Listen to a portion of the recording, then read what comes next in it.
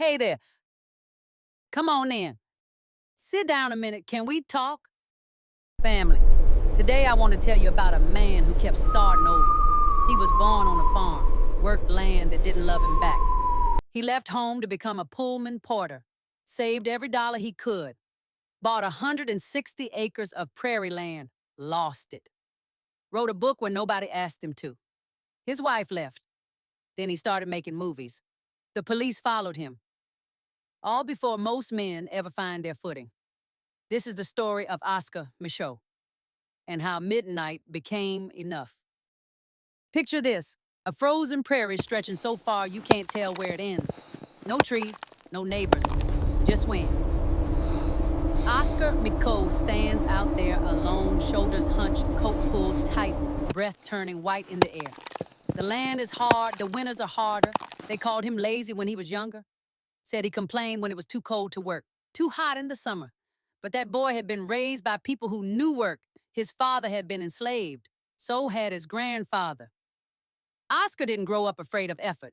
He grew up knowing effort didn't always mean reward. Out there on that prairie, he worked anyway. Chopping wood, breaking frozen soil, tilling acres by himself, day after day. At night, he came back to a farmhouse that never quite warmed up. And inside, his wife tried to make a home out of emptiness. No neighbors, no friends. Miles of silence. She tried. Lord knows she tried. But isolation does something to people. And watching a man get worn down day by day does something too. Eventually, something in her broke. One morning, she packed her things, didn't make a scene, didn't look back, just left. Oscar stood there and watched the dust settle. And when the dust cleared, the land was still there, and the debt. So he turned to something else. At night, by lamplight, he started writing, page after page, ink pressed hard into paper. He wrote about land, about love, about ambition and disappointment. He called it The Homesteader. He sent it out to publishers, white publishers. Weeks passed, then months. Nothing came back. So he went back to the land during the day, back to work that barely paid, back to nights alone. Then something unexpected happened. Black readers found it not through bookstores, through churches, barbershops, word of mouth. Men passed it hand to hand. Women read it quietly and didn't rush to give it back. They recognized themselves. For the first time, Oscar Micheaux felt it. That sound you hear when a door opens, just enough. Not fame, not money, possibility. Then one night he walked into a movie theater. At first he was amazed. Moving pictures, light dancing on a wall, he leaned forward like everybody else. Then the images changed. Caricatures, lies, humiliation dressed up as entertainment. The room tightened.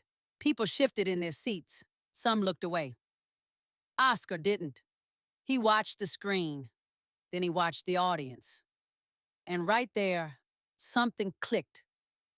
Not anger first. Calculation. If somebody was going to tell stories about black folks, they were already doing it. And they were getting paid. So Oscar went looking for a camera. He scraped together what he had. Loose change, crumpled bills. A few people believed, some didn't.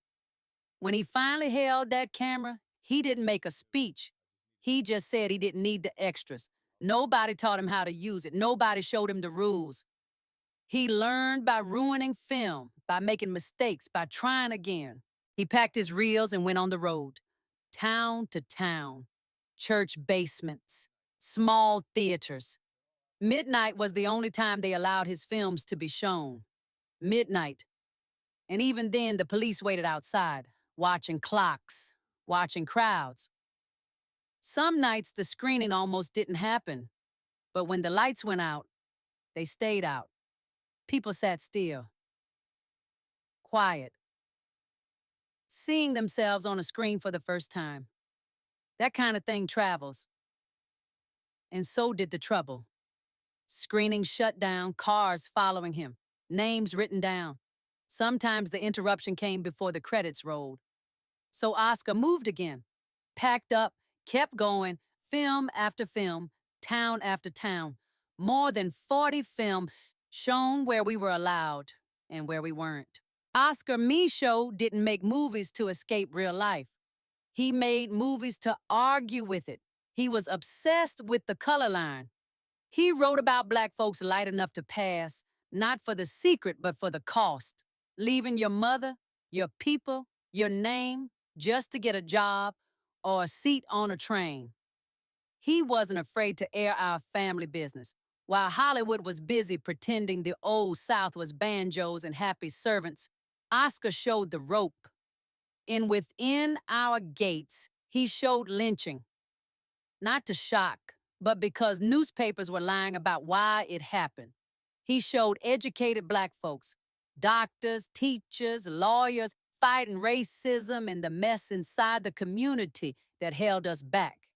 And yes, that got him in trouble, especially with the church. In Body and Soul, he warned about wolves in the pulpit. Oscar made what we now call social problem films before Hollywood had a name for them. And as Hollywood grew larger, independent black filmmaking became even harder to sustain. But Oscar Micheaux kept producing, film after film, year after year, never refusing to disappear quietly, because he understood something most people didn't yet realize. Control the image, and you help shape the future. Some of his films are gone now. Reels missing, prints destroyed, history scattered.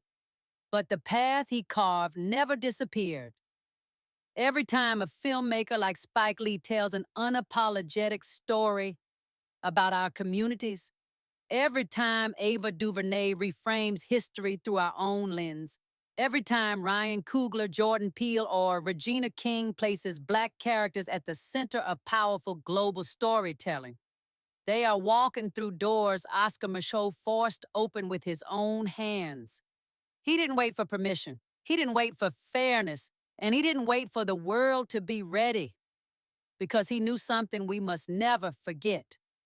If you want to change how people see you, sometimes you have to build the screen yourself. Now, before you go, if this story sat heavy on your heart, do your auntie a favor. Click that like button and subscribe to this channel.